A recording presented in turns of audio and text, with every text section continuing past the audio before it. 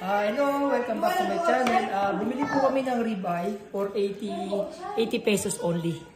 Ayan, prime rib tapos yung name po, in-slice namin. Tapos may maingay doon sa kabila. Ito. Anong maganda na ito? Tanggalin natin yung buto o i-slice natin na may buto? Pero parang mas maganda, special oh. Tinan mo. Oh, tinanggalan ng taba.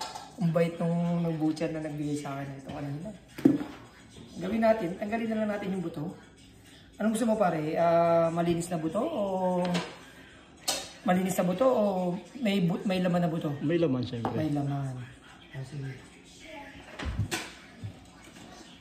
Yeah, meron po tayong binuning net dito. Yeah. Anong gusto mo yung ginagawa ko sa trabaho? Yung dinudukot? Ha? Pwede, pwede. Ayan.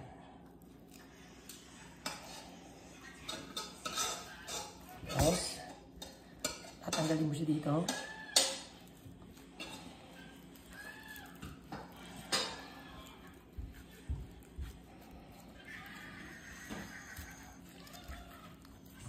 Wala akong gloves kaya ingat lang.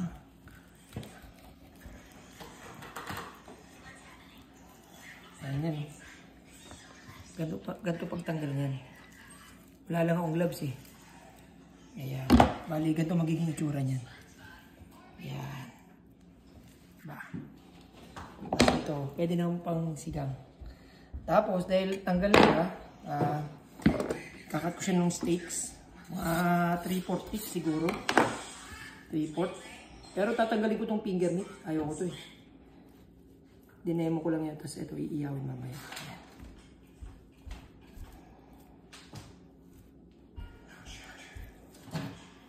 Tingnan natin finger meat na.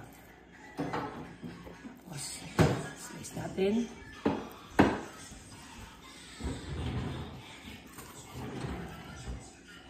Ribeye steak.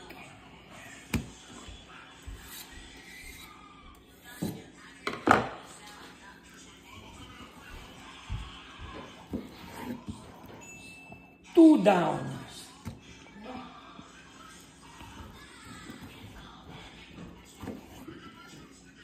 Three down. 4 down. Sterling silver to. Champion. Yan. Kung bago ka lang sa aking channel, huwag mo kalimutang mag-subscribe at click ang notification button bell para ma-update kita sa aking upload. Yan. At huwag niyong kakalimutan i-share.